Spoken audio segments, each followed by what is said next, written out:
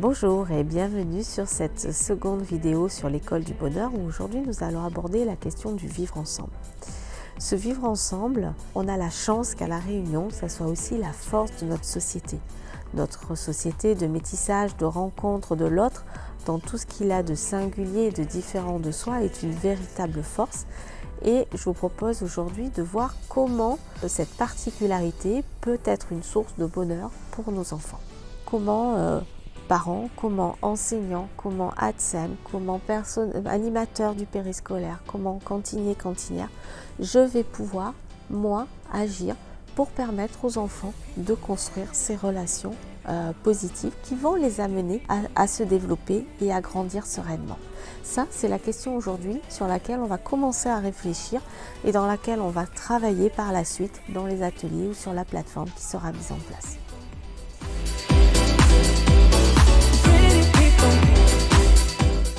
Le vivre ensemble, c'est d'être dans la capacité de construire des relations épanouissantes, des relations dans lesquelles je vais pouvoir m'affirmer, moi, en tant qu'individu, avec mes valeurs, avec ce que j'aime, mais aussi pouvoir accueillir l'autre dans ce qu'il est et dans sa singularité et d'arriver à construire ensemble une histoire pour des projets, pour du temps passé ensemble.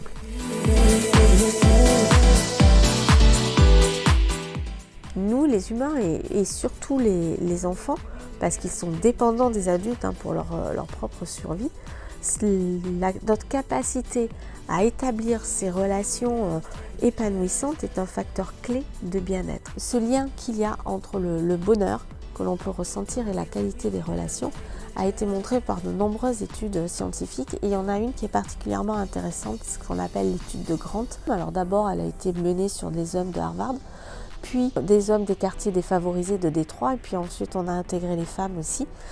Et les chercheurs ont suivi pendant plusieurs années, pratiquement toutes les années, ces différentes personnes en mesurant leur indice de bonheur et voir au crible tout ce qui leur arrivait dans leur vie, donc les mariages, les divorces, les décès, la maladie, la qualité au travail, tout était examiné. Et en fait, au bout de 80 ans, on conclut que en fait, les hommes les plus heureux, le point commun qu'ils avaient, c'est qu'ils avaient été tous dans la capacité d'établir des relations épanouissantes avec leur entourage. Il ne s'agit pas d'avoir 300 ou 400 amis, quelques amis, même pas une dizaine, suffit dès lors que vous avez des relations équilibrées avec cet entourage.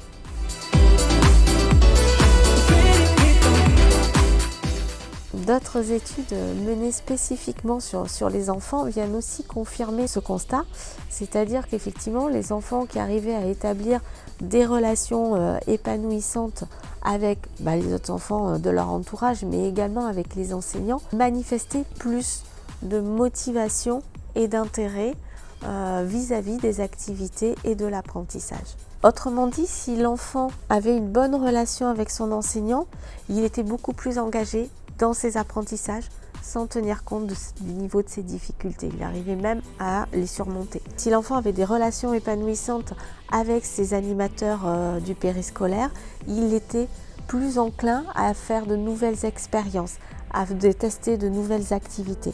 Donc on voit vraiment ce lien qui est relativement fort entre la relation que les enfants vont pouvoir construire entre eux, mais aussi avec les adultes, et leur niveau de développement et leur niveau d'engagement envers les activités. L'engagement dans les activités venant encore renforcer le bonheur dès lors qu'elles ont un sens pour les enfants, dès lors qu'elles ont un intérêt et qu'ils vont pouvoir apprendre.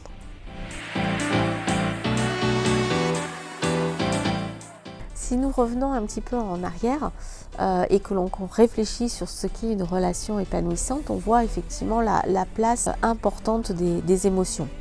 Une relation épanouissante, effectivement, c'est une relation qui va générer de la joie, du bien-être, de l'amour, de l'amitié, de la fierté entre les deux protagonistes.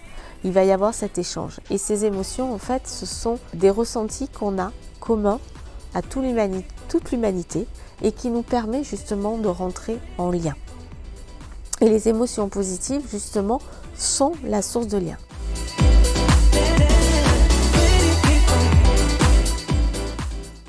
Attention, ça ne veut pas dire que une relation épanouissante n'a jamais de conflit. Au contraire, on ne peut pas les éviter. Les conflits font partie de la vie. Il y a un moment, on a forcément nos propres points de vue, nos propres perceptions, nos propres expériences de vie. Même face à une situation, on ne va pas ressentir de la même manière l'émotion. Moi, je prends toujours pour expliquer aux enfants l'exemple du chien.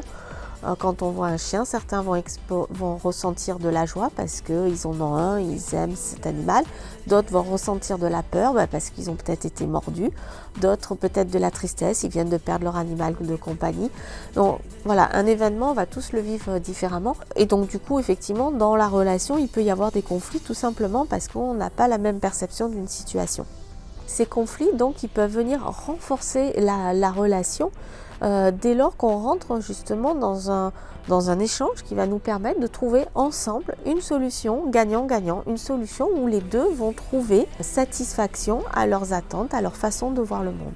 Et ces conflits, à partir du moment où on rentre dans cette relation gagnant-gagnant, viennent encore renforcer la relation et viennent y mettre des émotions positives.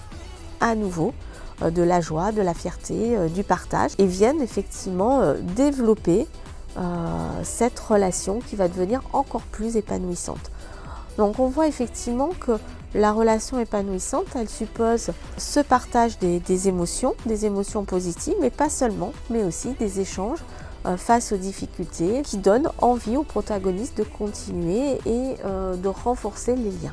Avant d'en arriver là, il y a un préalable, il y a toujours cette question de l'émotion.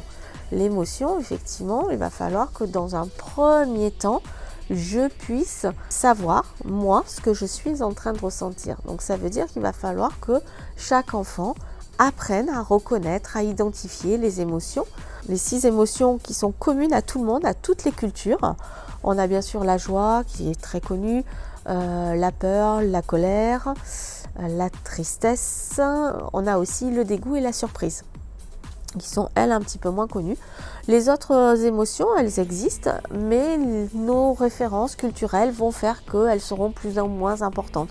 Dans certaines cultures, la culpabilité va être beaucoup plus forte, va être une émotion qui va être valorisée socialement, alors que dans d'autres, par exemple, ça va être la gratitude. Donc, il y a des petites différences, mais globalement, nous avons tous ce point commun, ces émotions. Donc, pour pouvoir rentrer en contact avec l'autre, la première étape, ça va être de connaître ces émotions. Donc, l'enfant va apprendre à les identifier, savoir où il les ressent dans son corps, quels sont l'impact de ces émotions sur le visage, et à partir de là, il va pouvoir aussi répondre à ses besoins. Et puis, une fois qu'il a bien compris comment fonctionnent les émotions, comment la gérer, comment la calmer, comment répondre aux besoins sous-jacents à l'émotion, il va pouvoir commencer à utiliser ces émotions dans les relations avec l'autre. Et la première étape, ça va être à nouveau de pouvoir détecter l'émotion chez l'autre. Quand je fais ça, tiens, je observe qu'il va y avoir de la joie, de la colère. Je vais pouvoir le lire sur le visage et donc je vais pouvoir l'enfant va pouvoir développer son empathie et à partir de là, d'être en capacité de comprendre l'autre. Donc on voit que cette capacité, ça s'apprend, ça s'appelle, Goldman l'a vulgarisé à travers l'intelligence émotionnelle. Ce sont des compétences, des savoir-faire qui s'apprennent et donc la grande question est de savoir comment permettre aux enfants d'y accéder pour leur permettre d'avoir des outils et construire des relations épanouissantes avec leur entourage.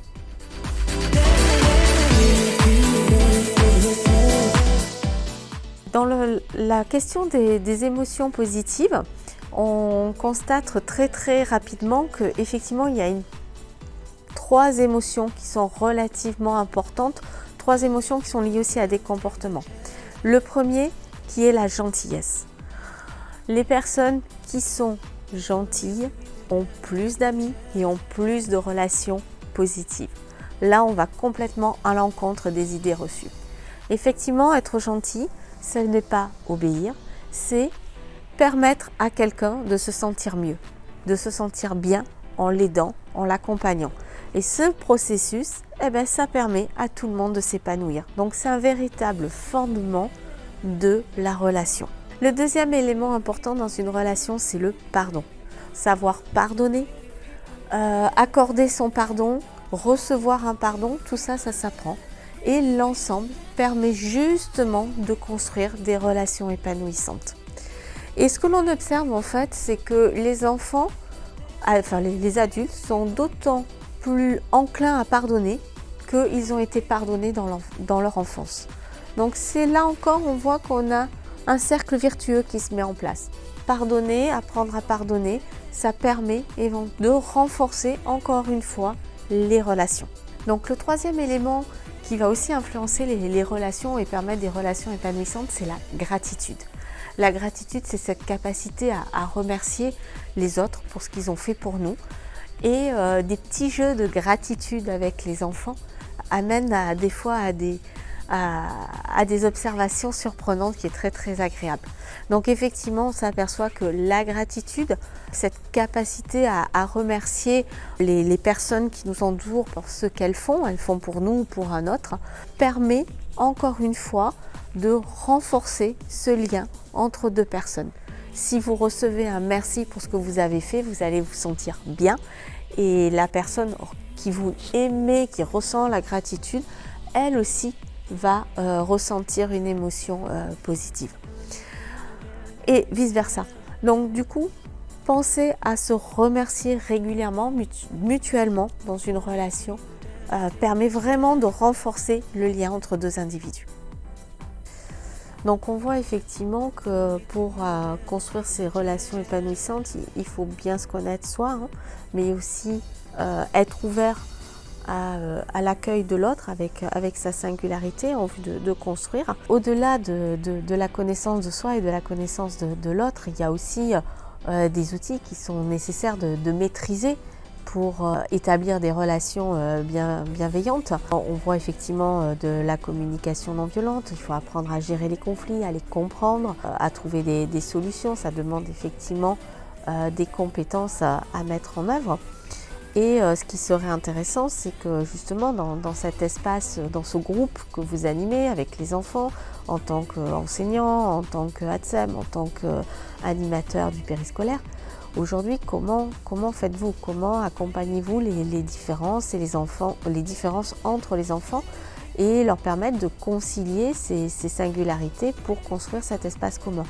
Et ça peut être là où ça peut être intéressant de vous exprimer et de partager avec les autres vos retours, vos expériences, vos succès et puis vos idées éventuellement lors de nos prochains ateliers ou sur cette plateforme de partage qui sera très prochainement mise en place. Merci beaucoup.